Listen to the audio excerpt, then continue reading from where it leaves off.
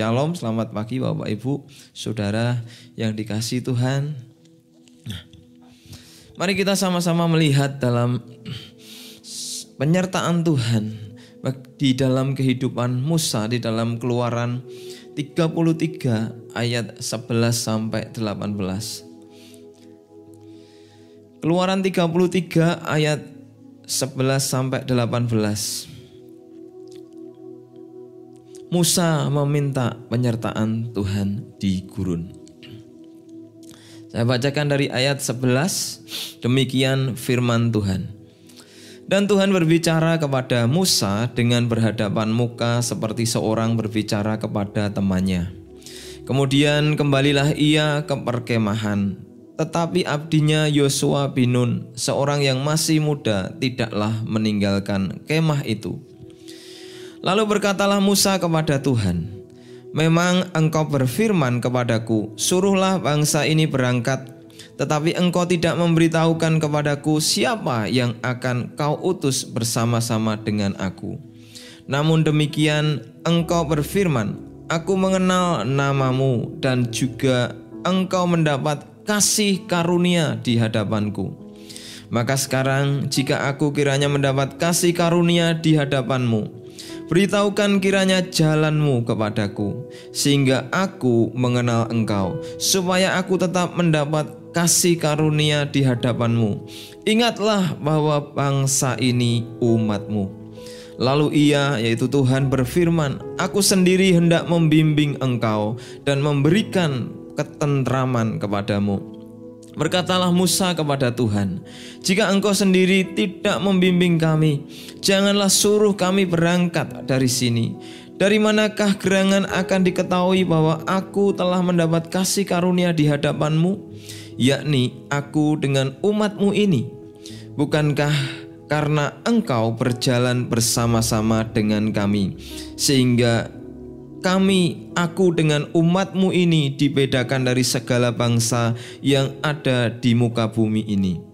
Berfirmanlah Tuhan kepada Musa, juga hal yang telah kau katakan ini akan kulakukan karena engkau telah mendapat kasih karunia di hadapanku dan aku mengenal engkau. Ayat 18 dikatakan, tetapi jawabnya, perlihatkanlah kiranya kemuliaanmu kepadaku.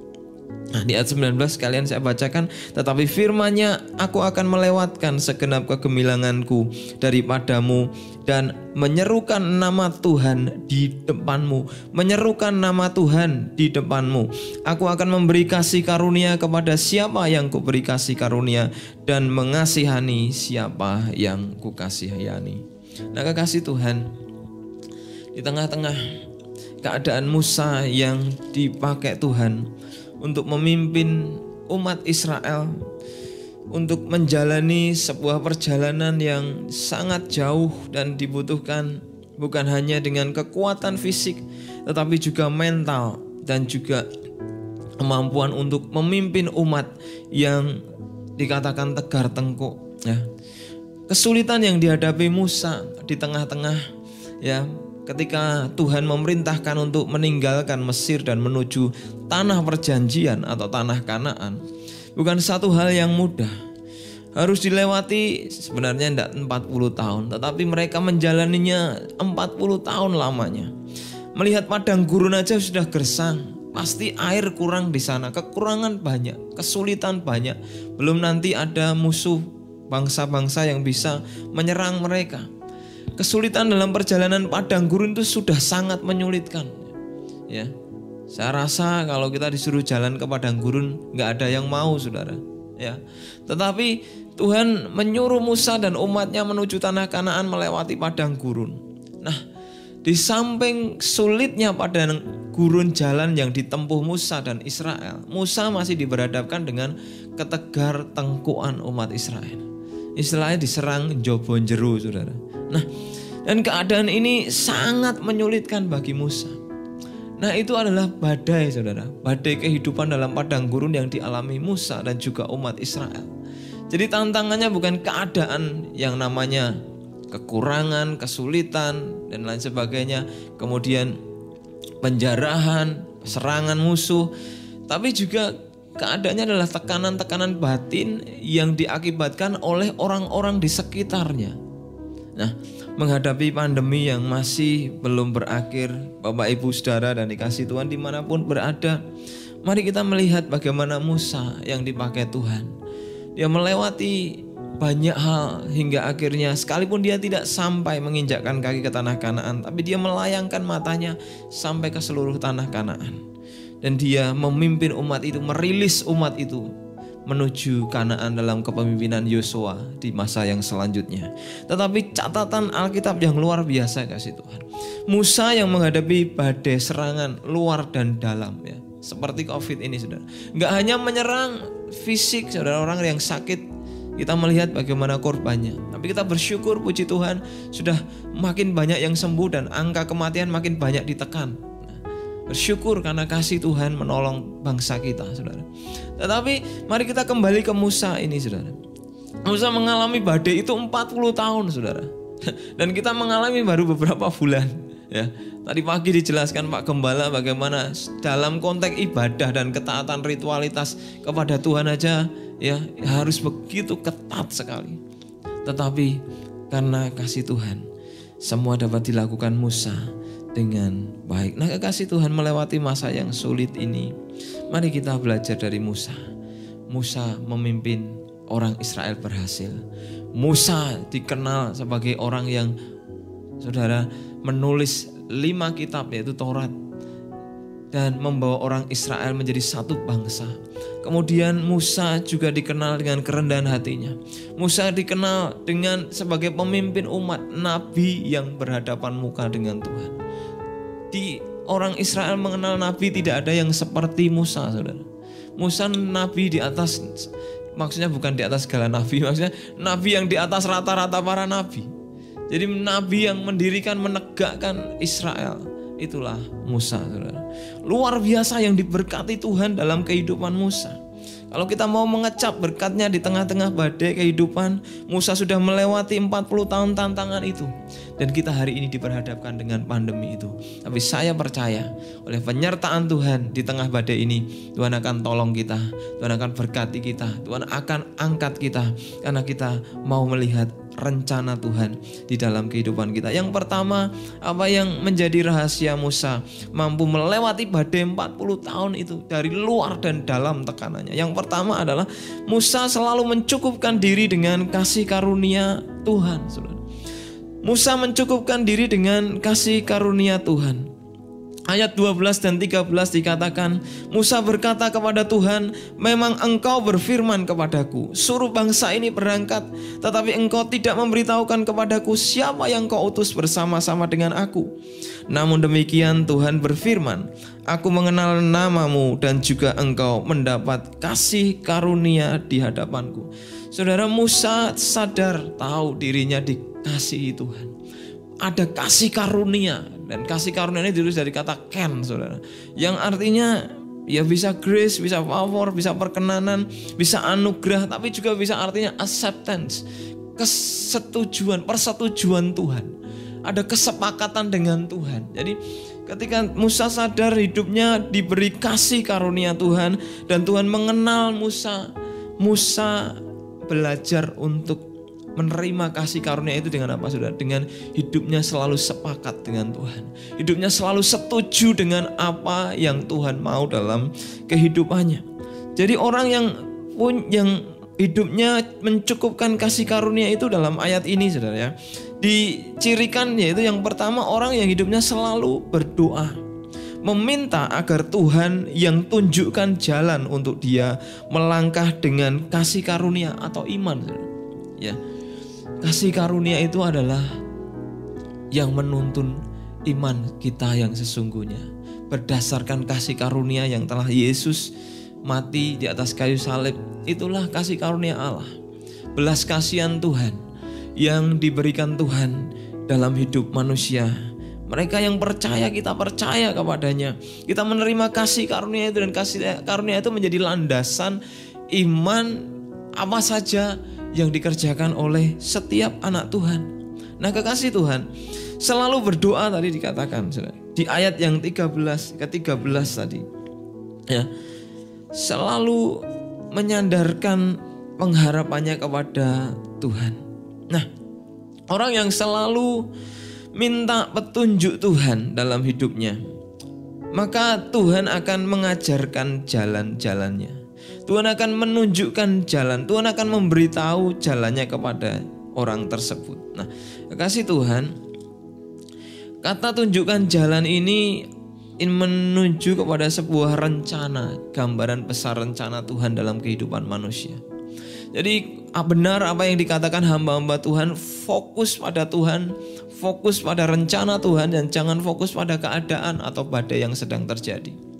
Karena badai ini adalah bagian dari sebuah rencana Tuhan yang akan mengantarkan kita setiap anak-anak Tuhan makin mengenal Tuhan, dan tentu akan makin ditolong Tuhan, makin diberkati Tuhan, makin disertai Tuhan.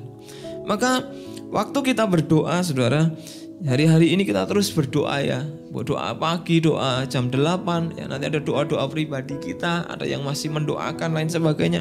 Artinya adalah meminta yang namanya petunjuk Tuhan. Meminta petunjuk Tuhan agar di tengah-tengah kebimbangan yang kita hanya mungkin di rumah aja ya, pelayanan juga dibatasi, hal-hal pekerjaan juga di rumah aja, kemudian sekolah di rumah, kita bingung, bosan, saudara. Banyak orang yang bosan ya, nggak tahu apa yang diperbuat, saudara ya. Akhirnya apa? Fakta menunjukkan di survei ternyata salah satu hal yang ya bukan menggelikan, tapi fakta yang terjadi itu, saudara, ibu-ibu hamil muda banyak, saudara. Nggak tahu apa yang dibuat, ya kebosanan, stres, ya nggak tahu hiburannya apa lagi, tapi akhirnya meningkat sampai 105% yang terakhir saya baca. Mungkin sekarang lebih, saya nggak tahu, tapi yang terakhir saya baca 105% peningkatan ibu yang hamil muda dalam masa pandemi ini, saudara. Ya, tetapi orang yang meminta petunjuk Tuhan, ya, orang yang berdoa di hadapan Tuhan, dia akan, kalau setia, tekun, benar, dia akan tahu benar Tuhan mau apa, kehendak Tuhan apa di saat-saat pandemi yang sedang berlangsung ini. Musa orang yang benar-benar sadar menghargai kasih karunia, dan ia membutuhkan petunjuk Tuhan itu. Dia berdoa ya, sekalipun umat Israel ya terus tegar tengkuk. Umat Israel terus yang namanya mengintimidasi Musa ya. Jadi kan saudara, sama-sama ya rasanya ya. Musa ya melalui padang gurun yang sama, ya kan? Musa yang ngelak haus yang sama, ya. Nek lapar enggak ada mana, saudara. Tetapi Musa mengalami kesulitan yang sama. Tetapi orang yang 2 jutaan itu ya kurang lebih itu selalu menyulitkan Musa, menekan Musa. Tetapi ini kekuatan Musa. Orang yang selalu mencukupkan diri dengan kasih karunia, dia akan mencari Tuhan, berdoa ketika apapun terjadi dalam hidupnya, kesulitan, kelimpahan, diberkati, dapat berkat besar, dia akan cari Tuhan. Bukan hanya pada waktu diberkati aja, bukan hanya pada waktu kesulitan aja, tapi di dalam segala keadaan dia akan selalu mencari petunjuk Tuhan. Karena saudara, iblis mudah menjatuhkan langkah kaki kita kembali ke jalan-jalan dosa. Butuh anugerah Tuhan. Tetapi yang kedua, orang yang mencukupkan kasih karunia adalah orang yang selalu bersyukur karena kasih karuniamu cukup bagiku. Nah, ayat 13 saudara menunjukkan bagaimana Musa bersyukur di hadapan Tuhan. Dia bersyukur kasih Tuhan yang begitu besar dalam hidupnya, dan dia berkata, ingatlah Tuhan bahwa bangsa ini adalah umatmu. Orang yang bersyukur akan mengingat apa yang dimiliki dalam hidupnya, apa yang diberikan Tuhan dalam hidupnya bukan miliknya, tetapi milik Tuhan. Musa sadar memimpin umat yang sebegitu banyak. Dia pemimpinnya, semua sandaran, topangan, pertolongan, permohonan, apapun yang dibutuhkan orang Israel, mereka nggak lari ke Tuhan, saudara. Mereka lari ke Musa. Musa ini seperti Tuhan, ngeri, saudara. Dan Musa ini bebannya begitu berat. Nah, tetapi saudaraku yang dikasihi Tuhan, Musa selalu berkata, umat ini umatmu, bangsa ini bangsamu. Artinya yang engkau percayakan kepadaku Tuhan adalah milikmu. Mungkin saudara hari ini adalah pemimpin perusahaan yang harus dirumahkan, karyawan ataupun yang melayani Tuhan seperti saya, hamba-hamba Tuhan. para gembala ya, ada yang bercerita banyak hal sampai tetap nekat ibadah saudara. Gara-gara apa? Gara-gara persembahan. Ya nggak ada pendapatan, tetap nekat ibadah dengan berbagai cara dan lain sebagainya. Saudara, apapun yang hari ini kita, apa yang dipercayakan Tuhan dalam hidup kita, mungkin pemimpin keluarga, ayah ibu yang memimpin, apa yang dipercayakan oleh Tuhan, jabatan, kekayaan, keluarga, semua itu milik Tuhan. Dan jika hari ini di tengah-tengah pandemi Tuhan ambil sebagian atau bahkan ambil semuanya. Kalau kita mau berkata kasih karunia-Mu cukup bagiku, kita mencukupkan diri dengan kasih karunia Tuhan, maka Tuhan yang melihat, Tuhan yang mempercayakan, dan waktunya tiba kesetiaan kita akan dibayar mahal oleh Tuhan. Bahkan berlipat kali ganda apa yang hari ini tidak ada, Tuhan akan berkati dengan berkelimpahan. Tapi mari kita sadari dulu bahwa apa yang dipercayakan Tuhan bukan milik kita.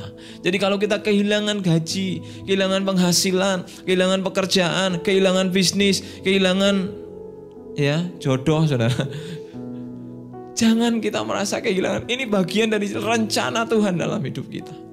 Mari kita bersyukur, mencukupkan diri dengan kasih karunia. Semua milik Tuhan. Dan kalau Tuhan tahu kita orang yang dipercaya, saya percaya kita orang-orang yang dipercaya Tuhan, umat Tuhan, maka Dia akan kembalikan bahkan berkali-kali lipat di masa yang akan datang. Saya percaya, mari cukupkan diri kita dengan kasih karunia Tuhan yang ada dalam hidup kita. Nah, kekasih Tuhan. Yang kedua saudara, Musa itu tadi mencukupkan diri dengan kasih karunia Allah. Musa dipakai Tuhan dan diberkati, ditolong Tuhan luar biasa. Ya, yang kedua karena Musa selalu merindukan hadirat Tuhan. Artinya dalam bahasa ekstrim saya, Musa itu selalu kecanduan hadirat Tuhan setiap waktu dalam hidupnya. Dia kecanduan hadirat Tuhan. Nah, saudara, saya pernah melihat orang kecanduan teman saya. Wah, ngeri saudara.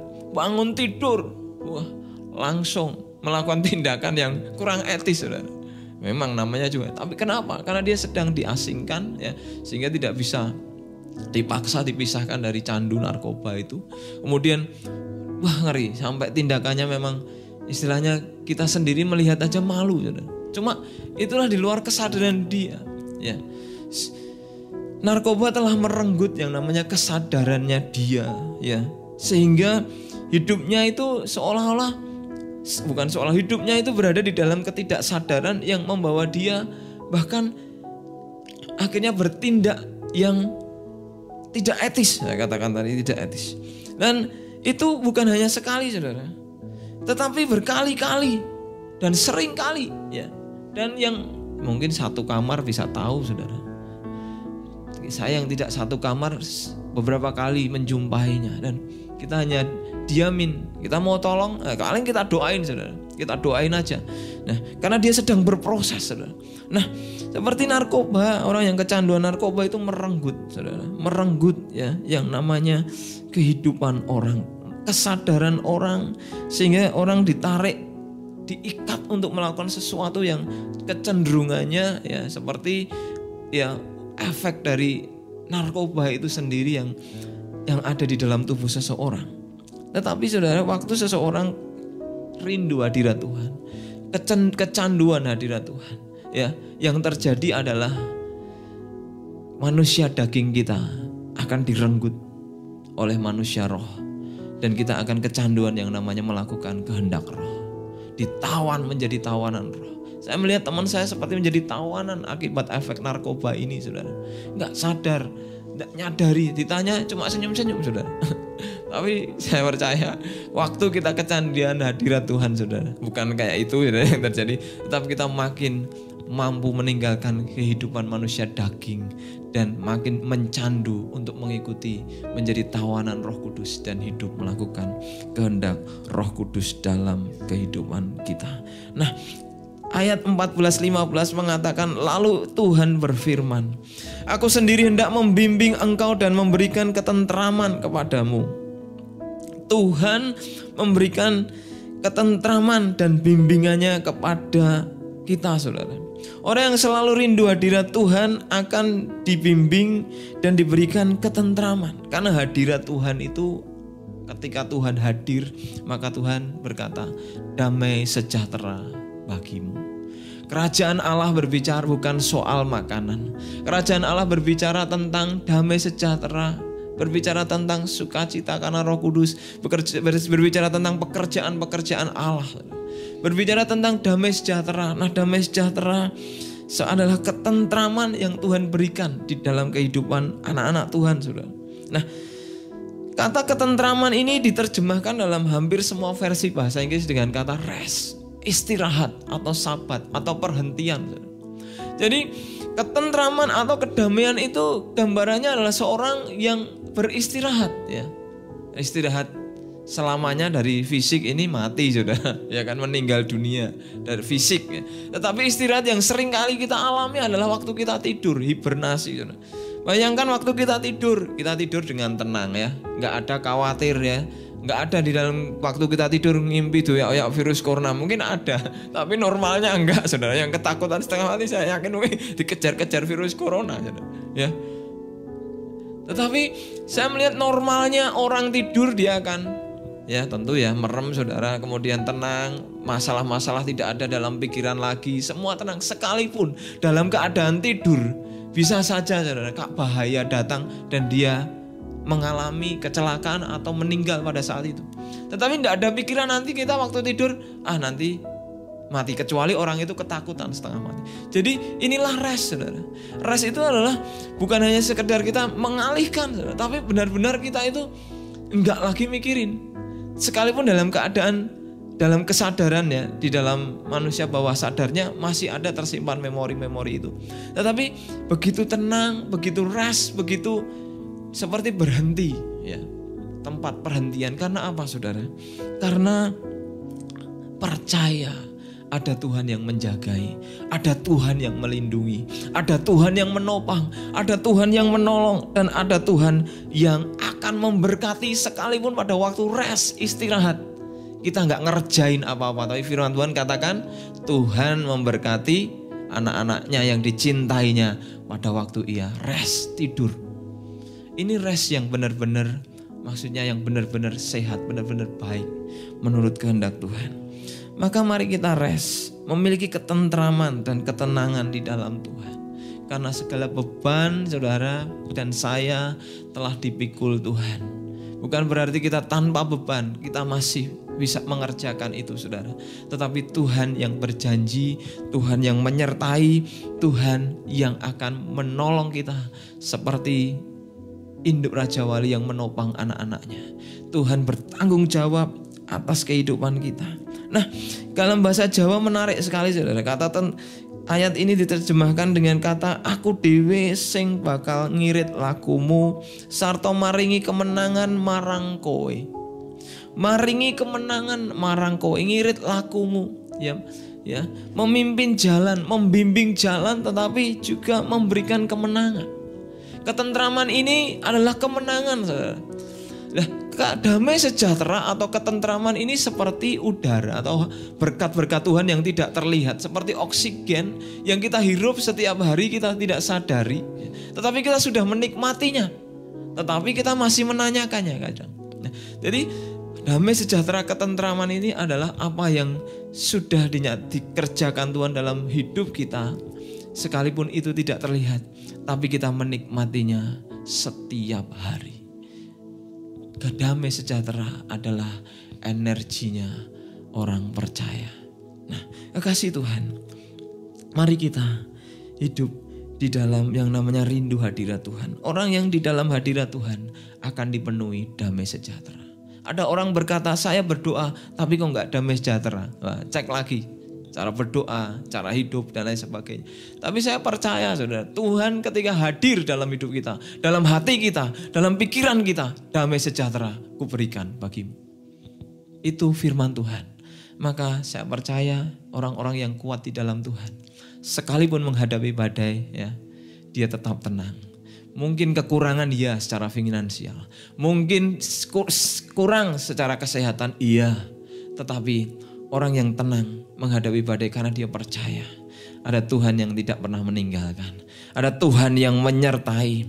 Tuhan yang memberikan kebahagiaan, ketenangan batiniah, sehingga dalam keadaan apapun kekuatan Tuhan mengalir dalam hidup kita. Yang kita butuhkan adalah kekuatan Tuhan yang mengalir untuk menghadapi badai dan kesulitan hari-hari ini. Kasih Tuhan, mari kita rindukan hadirat Tuhan lewat doa, lewat pujian penyembahan. Musa ini dikenal, dia menciptakan lagu-lagu, saudara. Dia ciptakan juga puisi, dia ciptakan mazmur. Di beberapa mazmur ada tulisan-tulisan Musa. Dia memuji Tuhan, dia sembah Tuhan, dia rindu hadirat Tuhan, dia selalu ada di kemah pertemuan. Nah, bersama dengan orang muda yang namanya Yosua. Orang yang di dalam hadirat Tuhan akan tahu rencana Tuhan. Sehingga kalau kita lihat, saudara, hanya Yosua yang tinggal dalam hadirat Tuhan. Dan akhirnya rencana selanjutnya untuk sampai tanah Kanaan tidak diberikan kepada siapa-siapa, tapi kepada Yosua yang selalu ada dalam hadirat Tuhan dan mengerti rencana Tuhan. Yang terakhir, yang ketiga adalah mari kita yang namanya memperlihatkan kemuliaan Tuhan. Ayat 18 berkata, tetapi jawab Musa, perlihatkanlah kiranya kemuliaanmu kepadaku. Dan Tuhan menjawabnya. Nah, dia akan melewatkan segenap kegemilangannya dan menyerukan nama Tuhan di depan Musa. Dan memberi kasih karunia kepada yang diberi kasih karunia. Dan mengasihani siapa yang dikasihani. Nah, Musa ingin Tuhan memperlihatkan, Tuhan kasih tanda, saudara.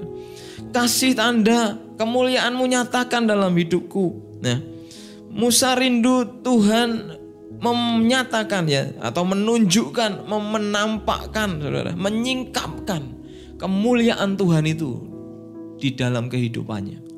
Dan Tuhan berkata, kalau aku menyatakan kemuliaanku yang sesungguhnya, engkau tidak akan mampu. Tetapi Tuhan akan menolong, membantu, saudara. Membantu anak-anaknya, membantu Musa, kita semua. Dengan menyingkapkan kemuliaan dengan apa, saudara? Dengan sedikit demi sedikit. Kemuliaan Tuhan itu masuk dalam hidup kita. Glorification. Dengan apa? Bisa lewat proses dalam kehidupan ini. Bisa lewat apa saja yang kita kerjakan. Tuhan mau nyatakan kemuliaannya, karena kata kemuliaan ini, saudara, dari kata kabot, saudara. Kabot yang artinya identik dengan kata berat, kata bobot, kata kemudian ini diterjemahkan kata hormat, menghormati. Kemudian diterjemahkan dengan kemuliaan, diterjemahkan dengan kelimpahan, diterjemahkan dengan kekayaan, diterjemahkan dengan penghormatan. Kata kabot ini artinya berat, saudara. Ada berat yang makin ditambahkan, saudara, yaitu kemuliaan Tuhan dalam hidup kita kalau kita mau taat melakukan firman Tuhan. Sedikit demi sedikit sifat Tuhan masuk menjadi sifat kita. Sedikit demi sedikit karakter Tuhan masuk dalam karakter kita, menjadi karakter kita. Itulah glorification. Yang pemuliaan Tuhan, mau dimuliakan Tuhan, saudara, bukan sesuatu yang instan. Tuhan mau membentuk kita seperti Dia membentuk Musa. Nah, dalam pekerjaan yang berat, Musa sanggup melakukan karena dia berkata, karena kasih karunia aku mampu. Maka di waktu-waktu seperti ini, saudara, tantangan dan kesulitan, mari kita bersandar pada kasih karunia Tuhan yang menolong kita. Karena tidak ada satupun orang kuat melewati dengan benar di hadapan Tuhan kalau tidak menyandarkan kepada kasih karunia Tuhan yang telah mati menyelamatkan hidup kita semua. Nah, kata bobot, kata hormat ini, saudara, dalam bahasa Yunani itu biasanya dijelaskan dengan kata timai, yang untuk hormat suami istri dan lain sebagainya, menghormati hamba Tuhan dan lain sebagainya. Jadi ketika Tuhan ingin kita memperlihatkan kemuliaan Tuhan, saudara, Tuhan sudah menyatakan kemuliaannya dalam kehidupan kita. Tapi Tuhan ingin kita menjadi orang-orang Kristen yang berbobot, orang-orang Kristen yang makin hari makin berat, yaitu taat melakukan firman-Nya, makin hari makin mengalami pemuliaan, yang namanya glorification dalam hidupnya. Nah, waktu saya sekolah, ya saudara, yang saya cari apa, saudara? Nilai, saudara, ya kan?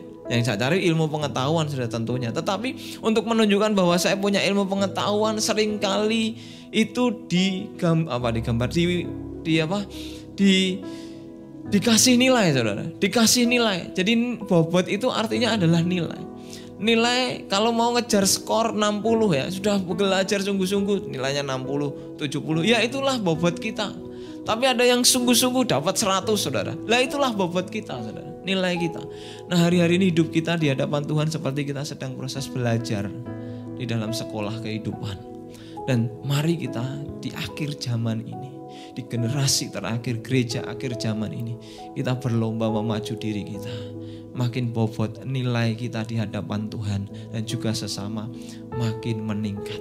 Yang 50 naik ke 60, yang 60 naik ke 70 dan mencapai 100. Sehingga Tuhan akan berkata, inilah hambaku yang kau kasihi, aku berkenan kepadamu. Filipi 1 ayat 9-11. Ini doaku, semoga kasihmu makin berlimpah dalam pengetahuan yang benar dan dalam segala macam pengertian.